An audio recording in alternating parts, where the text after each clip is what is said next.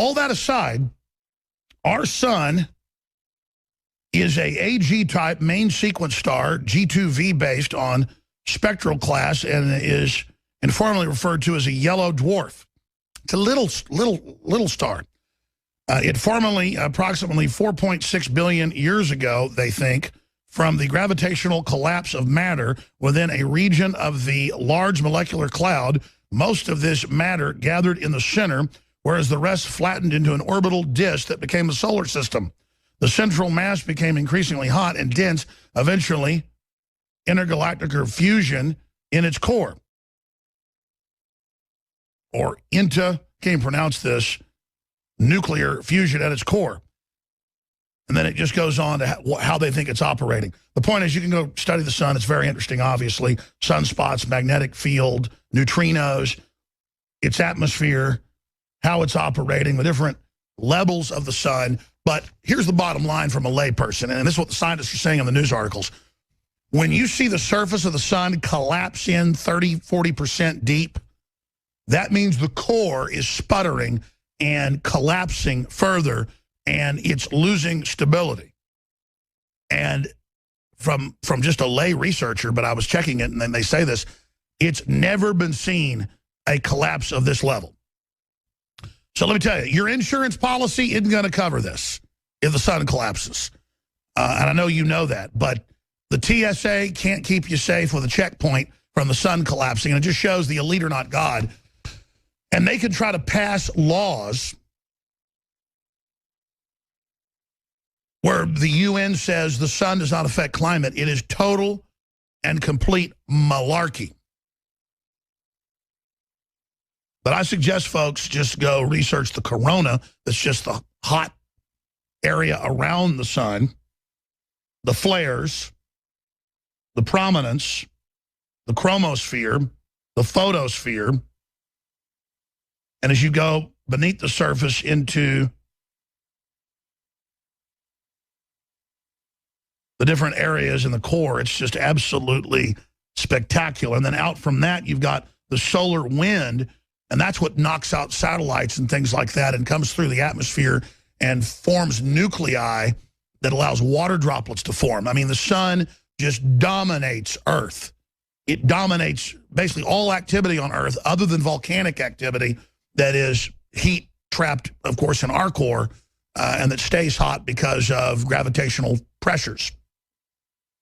That is the only other heat source on this planet that's measurable to any degree is volcanic activity, tectonic activity.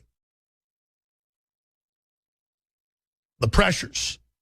And it's believed that some life could still operate in the deep sea, or if the sun blew and we had time to know it was about to blow or collapse, that they could have limited numbers of people go below the Earth and try to set up thermal civilizations, at least for a time, until we built spacecraft to get out of the dead solar system. But obviously, we don't have anything near that technology now or the commitment to work together to have something like that. And I'm just, again, as a layperson here who's done cursory studying of this, marveling at it. I mean, I'm not trying to scare people and saying the sun's collapsing. That'll probably be on MSNBC by tonight. I'm simply pointing out this is how tenuous things are on this planet. Whether it's asteroids or comets or pole shifts or mega earthquakes, every ancient civilization said that they went through giant cataclysms on a routine basis. But scientists today tell us, oh, no, it only happens every few million years. But all the data is saying that's not true. Like in the case of the comet that hit one of the gas giants, Shoemaker-Levy. They had to say, okay, we think every few thousand years a big asteroid hits. Every 100,000 years a giant one. Now they're saying, okay, maybe sooner than that.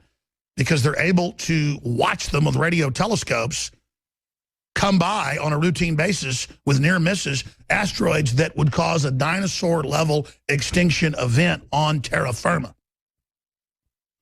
So I don't care about red carpets and acting cool and trendiness, because I can walk out and look at the sun every day or the moon or the Horsehead Nebula through my telescope in my backyard. There's just so much incredible stuff around us.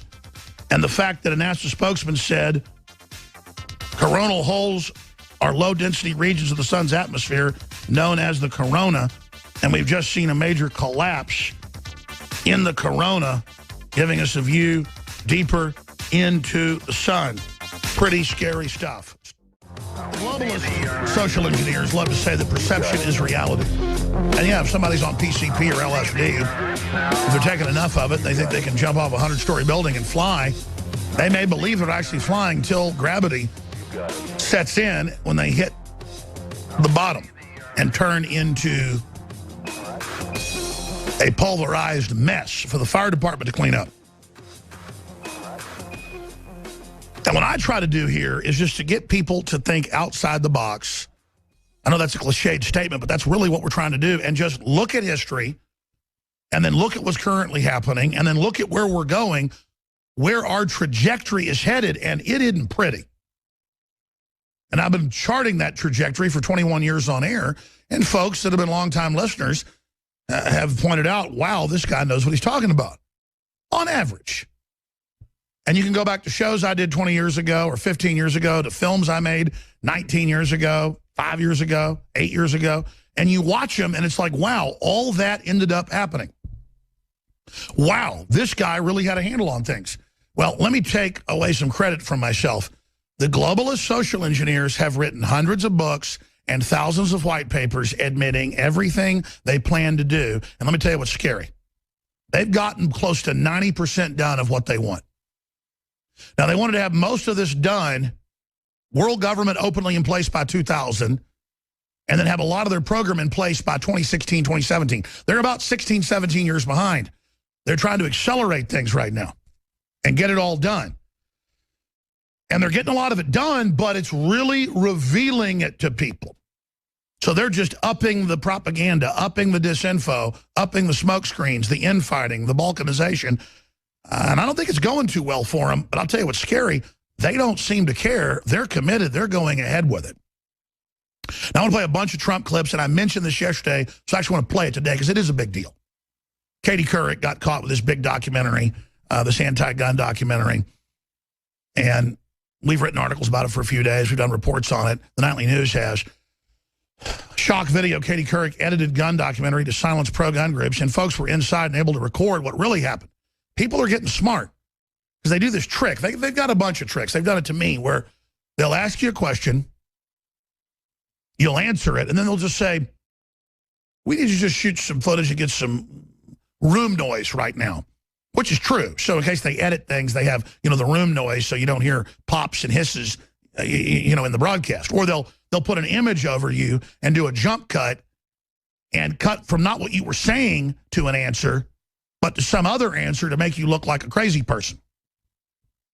Or sometimes they just take like an hour of what I've said and edit it together frame by frame where I'm saying the wildest stuff you could ever imagine, and it's even obvious it's been heavily edited, but they don't care. They think their viewers are that stupid or aren't paying attention. I mean, it's wild. Or even your conscious mind knows you just saw a dirty edit, a deceptive spliced edit, but your subconscious still comes off with the fact that I'm saying I want to kill black people, or I hate women, or I want to murder children. Because they'll take where I've said that and edit it together. You've seen it on the national news. You've seen it online. And you ask yourself, what's the tactic? Because they won't say this is satire or this is a joke. We've taken videos of Obama and edited them before to make him say wild things a few times, but said this is a joke. So what are they getting at? I mean, do they know what they're doing, or are they arrogant? Well, I think with a 6% trust rate in the national media and national polls, probably lower than that, I think it's failed. So you got to ask yourself, are they smoking their own dope? Is the establishment and their minions, their propagandists, their disinformation agents, their pitchmen, are they the only ones that are believing the bull anymore? Is another question.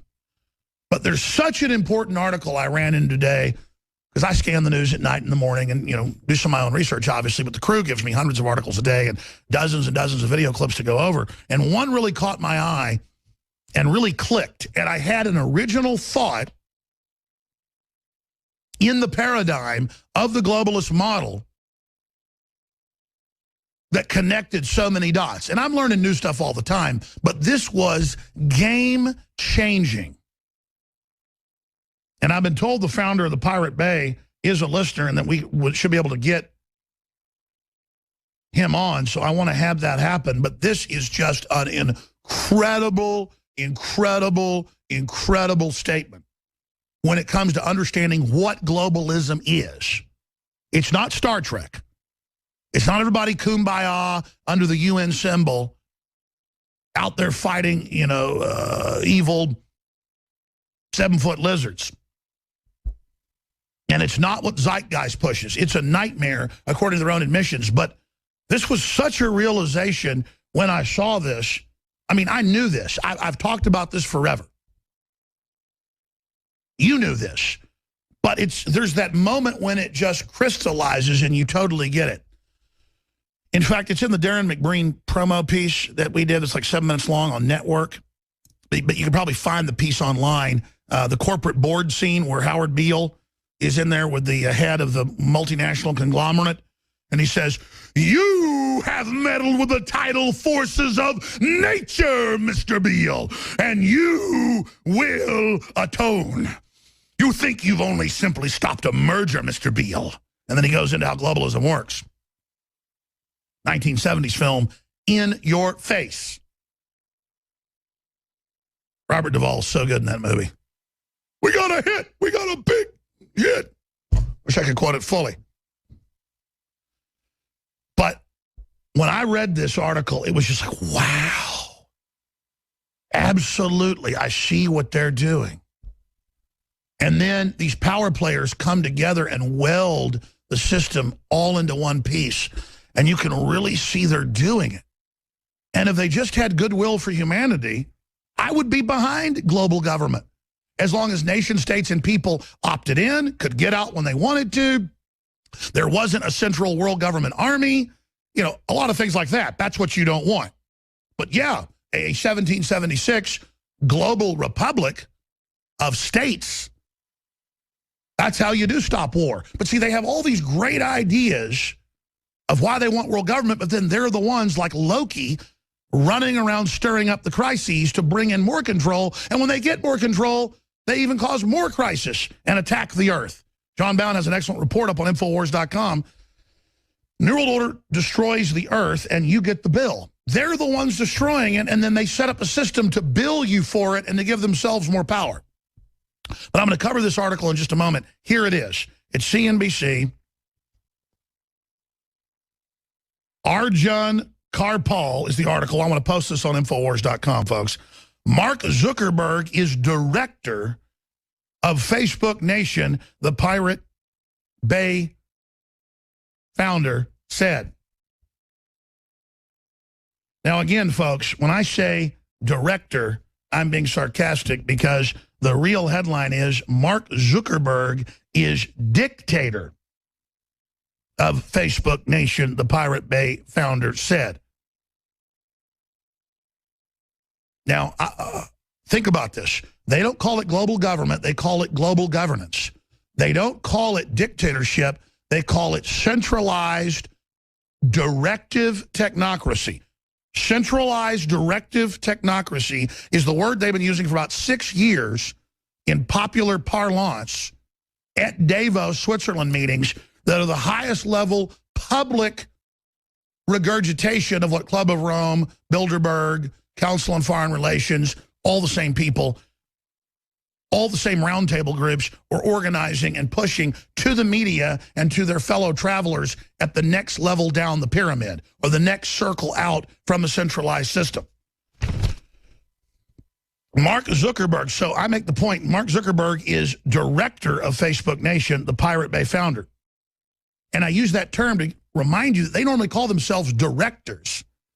But he is dictatorial and setting up a dictatorial system, and that's what the Pirate Bay is saying, and that's exactly what this is. But Zuckerberg himself is nothing but an intelligence agency frontman to be the public face, to be the president, basically, of the military-industrial complex and the big banking cartel that created Facebook, that financed Facebook, and that has allowed it through the courts and systems central control. Here are the 4 big groups: Apple, Google, Facebook, And then, of course, you've got Twitter, but that's a subgroup, and then IBM, or you could say 5.